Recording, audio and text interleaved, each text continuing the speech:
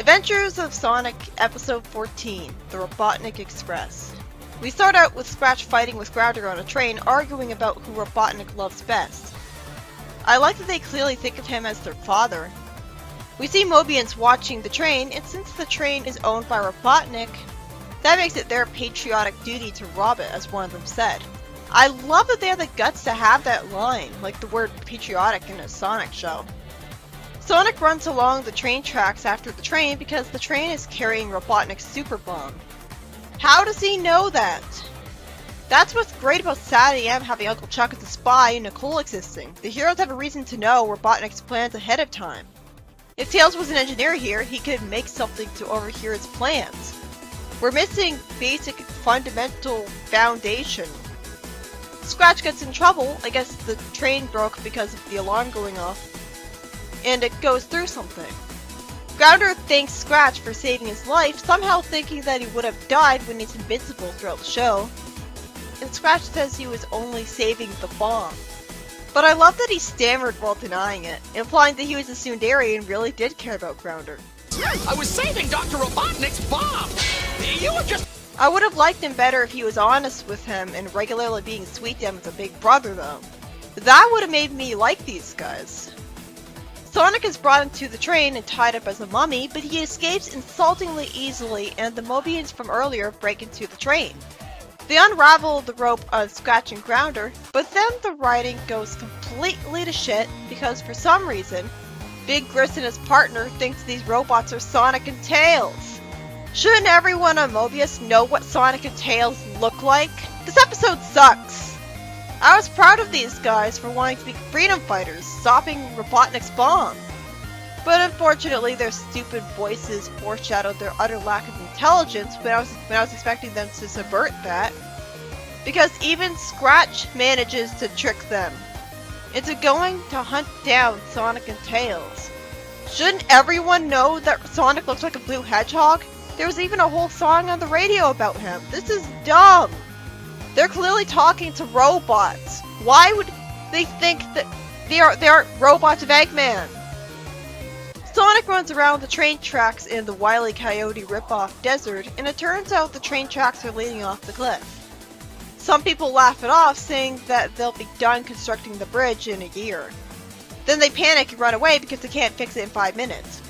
I like that they made fun of how long construction takes, especially as a Canadian. My house has been under renovation for years. Sonic says that if he topples the train will explode because of the bomb inside. The fact that Scratch called Sonic Sonic by accident should have immediately given the game away. The idiots save Scratch and Grounder, and they all go after Sonic. Tails says now Sonic, and he goes hiding with him rather than doing anything remotely useful. They hide to duck and get the bad guys hit during a train. Again, a Wile E. Coyote ripoff. That happened there too, didn't it? Then Sonic, in a train conductor's disguise he shouldn't have at all, somehow fools the idiots, saying they have the wrong tickets. I could buy Scratch and Grounder falling for Sonic's tricks because they're robots, so they're poorly programmed. With these Mobians, seriously?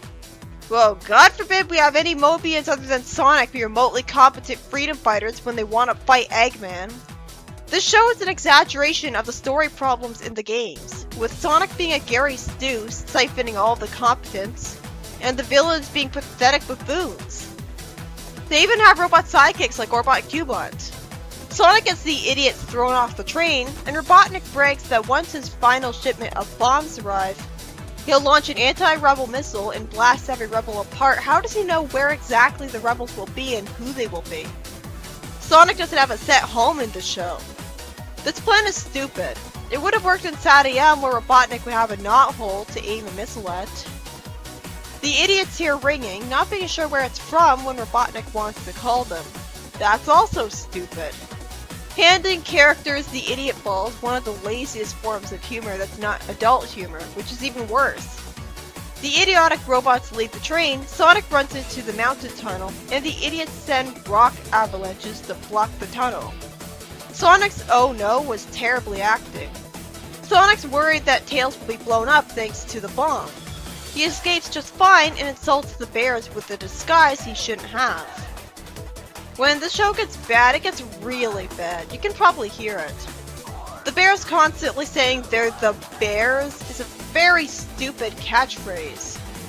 Sonic tricks them into setting up a barricade and bringing the train to a halt. He actually manages to trick them into staying on the train tracks and getting hit by the train. At least reality ensues as Scratch and Grounder get damaged with their heads off, but they still manage to talk afterwards. Sonic gets rid of the tree that would have pin-cushioned the idiots to death. The idiots thank Sonic for saving him, and frustratingly, they need Sonic and Tails to tell them that they're Sonic and Tails. Tails comes in handy for once because he proves that he's Tails because he has two tails. Wouldn't that have been immediately obvious? I really hate this filler scene bullshit. Why are they taking so long to believe they're Sonic and Tails? Sonic proves his identity by running away and returning to bring the bear his personal pot of honey. Why do they have to insist on portraying these guys as total idiots? Why? They were trying to help fight Robotnik. And just because they're not Sonic, the super special hero, they're failures? This is a horrible message for a show that has good messages and Sonic says all the time. Get out of my way! Sonic tells Tails to get the bots on the train, rides a wagon with the idiots near the end of the train tracks, and they get to work fixing the bridge. Wait, if they can fix it in less than 5 minutes, why the fuck are the construction workers taking so long? I was seriously expected to believe they'd take a year to do that. I liked Tails calling the robots slow and clumsy and stupid and getting them to hate him. It's interesting seeing him like that. You're slow, you're clumsy, you're stupid. You're right. Let's get him anyway. But you run into walls real good. They run into walls, and one of them calls him a two-tailed pest and not Freak, thankfully. It's interesting seeing Tails be a taunting bully, even if to evil robots, and he tricks the robots into being in the train that's about to crash. Since the bridge isn't fully fixed, oh good, it actually doesn't matter, because the train tracks fling the train away. This saves the village that was apparently the location the bombs were meant for. Scratch thinks they're meant to deliver the bombs to Robotnik and not the village of rebels. Yeah, a whole village of nothing but people gutsy enough to be rebels.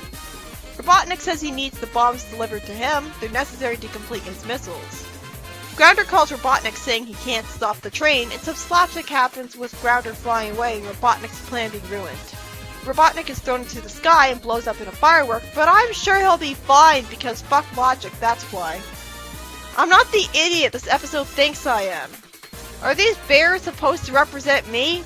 My god, this was a terrible episode.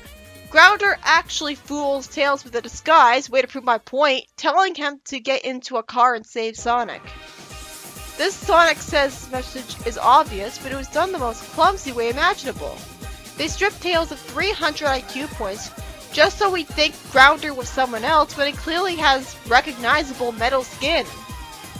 This would have worked if it wasn't a robot in the car.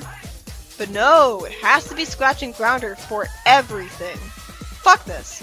Why did the prospective freedom fighters have to be drooling idiots? Just because they're not Sonic? Compare that to Fleetway, which ends up with an inspiring message that even normal people in the city can stand up to Robotnik. They can fight as robots too if they try. Here, these guys want to wreck a train delivering explosives, and somehow they're convinced that obvious robots are Sonic and Tails. Who would believe that? They could have been brainwashed. It would have made sense if Scratch and Grounder had devices to make them look and sound exactly like Sonic and Tails. Why did it have to be them and not Sonic and Tails infiltrator robots? Tails was only useful by distracting the robots and getting them into the explosive train. I don't understand the show's fascination with having so many of its original characters have stupid voices and be incredibly annoying. Sadie M barely has any original characters, but when it did, they weren't terrible like these guys. I started out respecting them and lost all that respect. This is why forced comedy sucks. They could have been good characters, but the show's desperation to make me laugh, while failing miserably at doing so, even 14 episodes in, has derailed their characters completely and ruined the episode. That's the problem with forced lightheartedness and comedy in Sonic. Once again, we have an episode where the whole plot falls apart because of comedy. Because those idiots never should have believed these robots were Sonic and Tails, but they did because, oh, that's funny.